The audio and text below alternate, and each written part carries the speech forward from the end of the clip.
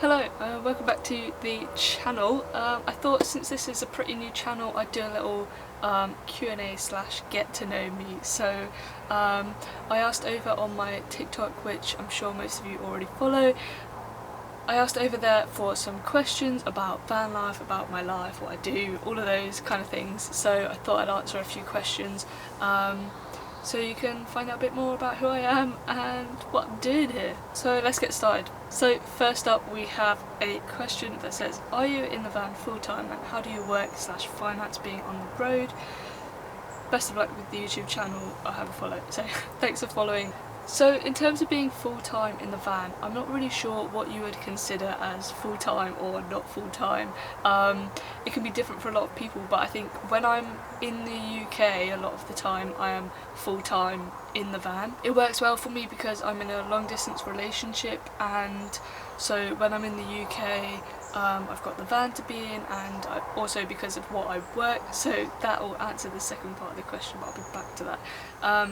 So yeah, when I'm in the UK I'm in the van kind of full time, and then when I'm abroad I'm either with my girlfriend or we're somewhere else, or yeah, so when I'm in the UK usually in the van, but obviously I've only just finished building this one a few months ago, so before that I was just kind of crashing at my mum's place whilst I built the van.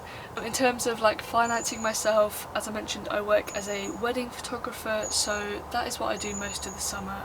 So the van actually works really well, and I know there's quite a few other wedding photographers who use camper vans and vans just because it makes things so much easier. So I do kind of most of my work in the summer, so weddings I'll book kind of all over the UK, and then when I have time in between the weddings, so the weddings are usually at the weekends, and then during the week I'll kind of travel around the UK, try and see new places. Sometimes I don't get to see as much as I'd like because I do also have to do editing and the admin side of the photography job, but yeah, it's nice to kind of be all over the UK, fitting in different kind of new places to visit, working and doing all of it kind of at the same time. So that's kind of what I do in the summer to finance living on the road, and I usually make enough money from that to kind of sustain myself over the summer, and occasionally in the winter I will do other jobs. So last winter I actually did a ski season in France. This wasn't really to make money because some seasonal jobs don't make as much money, but this was mostly to spend time with my girlfriend, and we were able to live and work in the same place, so it worked well. The winter before that I worked as a barista in a cafe, and that was when I had my smaller van, so I didn't want to live in that full time over the winter. It just wasn't really something that I thought I would enjoy over the winter in a tiny little micro camper. So I wanted to be able to rent a place, so I got a job so I could afford to rent a place basically. This winter I don't think I'm going to get a kind of full-time job. I think I'm just going to do the social media and kind of give that a go and see if that kind of makes enough money to keep me going over winter until the weddings start again next summer. I had another question say, how do you afford to travel? So that is how I afford it. I save up money when I can. I mean, most of my savings from my winter job in France I used for this van, so now I'm kind of building up my savings again to be able to stay in the van. Being in the van is kind of the cheaper option. If I want to kind of travel around and do other stuff, then that needs more money, but yeah, it all depends on what work I've got, how much money I've got, to what travelling I do outside of van life travel, because van life travel can be cheap, but international travel is quite expensive. So another pretty big question is what made me decide to live in a van. So originally it was to save a bit of money on rent, so I had a micro camper, a little Volkswagen Caddy. I built that out as a camper, and I originally was just using it for kind of weekends away, and again for the wedding photography I didn't have to pay for hotels, so I would travel at the weekends, do the wedding, stay over in the van, and then go back to where I was living, as I also had other jobs at that time. I had like 3 jobs going at once when I had a few years ago. So yeah, and then it kind of got to spring last year, was it? 2021? 2022? What year are we in? 2022. So it got to spring last year and I decided to kind of give it a go in the micro camper full time for the summer. So I spent all of last summer in the micro camper around the UK. I did a quick little trip across Europe, but it was mostly in the UK, again for the weddings. and I had an absolutely amazing summer. And then obviously went away for the winter to work in France, and then I decided to buy a bigger van and try and live in a bigger van, build a bigger van and see what that was like. So far I've been enjoying the bigger van, but there are a lot of differences between living in a micro camper and a bigger van like this, so I think I might do a separate video on kind of differences and what kind of would suit people best for what they're intending to use the van for, if that makes sense. So yeah, originally it was cost because I didn't want to be renting the place I was renting, and just because it was easy and I didn't have to pay for hotels when I was working around the UK. And then I had the added bonus of being able to explore more of the UK and be kind of outside in nature more and kind of do the slow living thing basically, which I really enjoyed.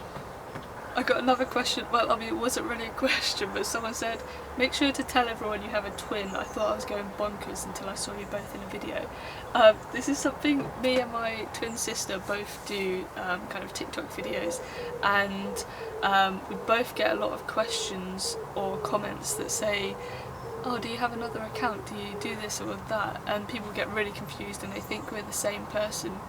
I think we made it worse by the fact that I gave my micro camper to my sister and she's been using that for the summer. So I think we confuse people even more, but it's quite funny, we get a lot of comments on that. There's flies everywhere. So if you didn't know, I do have a twin, just in case you get confused. Okay, someone said, what tips do you have to keep yourself safe in the van, especially in areas you aren't familiar with? I think a lot of the times I find the places that I stay on the Park for Night app, and you'll instantly know if a place is going to be good or bad. Sorry, there's a motorbike in the road over there. You'll instantly know if a place is going to be good or bad if you read the reviews. Like, people leave really good reviews on places. If there's reviews saying there's like rubbish everywhere, or like teenagers turning up late in the night, then just don't even bother going. But also, God, these mosquitoes. I think also you just need to kind of like trust your gut. Like, when you turn up at a place, you'll know if there's like a dodgy vibe or not. And sometimes it's best to go for the spots that aren't the nicest looking places because they're going to be safer. So like, for example, a lay-by or an industrial estate is going to be safer than some forest car park where there's loads of dodgy things happening at night time. But that tends to be if you're near kind of like cities and towns, so just get as far as you can away from cities and towns and you'll be safe. But in terms of like tips and stuff, I guess like having like, oh my god, what's that? I guess kind of just like having like an alarm or something in your van, so you can set an alarm off if you ever feel kind of threatened. Or a big thing that I like to be able to have in my van is to be able to get into the driver's seat without having to get out of the van, so I can climb over my kitchen and get in the front. And when I had my micro camper it was the same, so if I ever feel like something weird's happening around me, I can just really quickly get in and drive off. So I definitely recommend that if you're planning a van build. Also, go to places in the daytime, try not to arrive in the dark. You'll be able to see and get a vibe of the place a lot better in the daytime. Yeah, just try and go to safe places and don't overthink things because you're probably making yourself freak out more than you should. Okay, I've got a question here. Not van life related, but equally important. What lunchbox did you have as a kid, like character?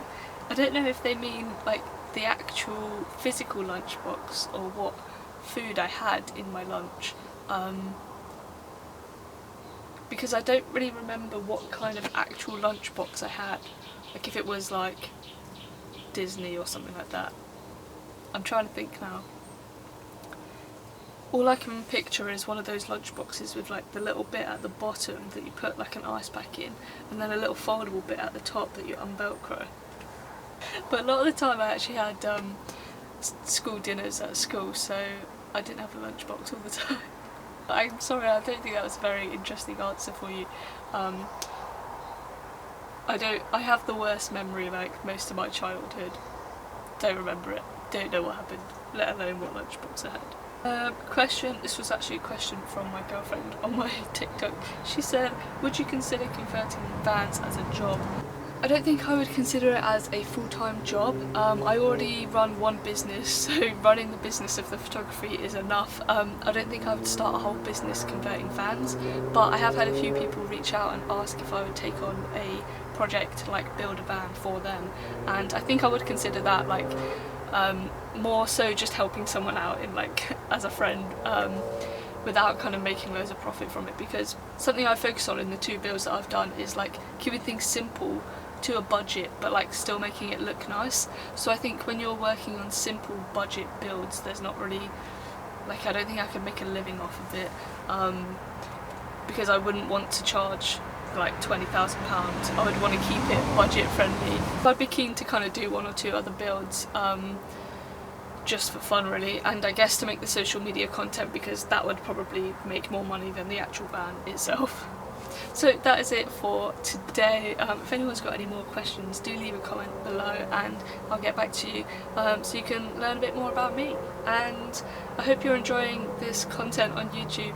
Still getting used to the longer form content compared to TikTok, it's very different. So yeah, that's why I thought it would be nice to do a proper sit down talky video. So yeah, thanks for watching, make sure to subscribe and leave a comment with what lunchbox you had as a kid, because now I'm intrigued.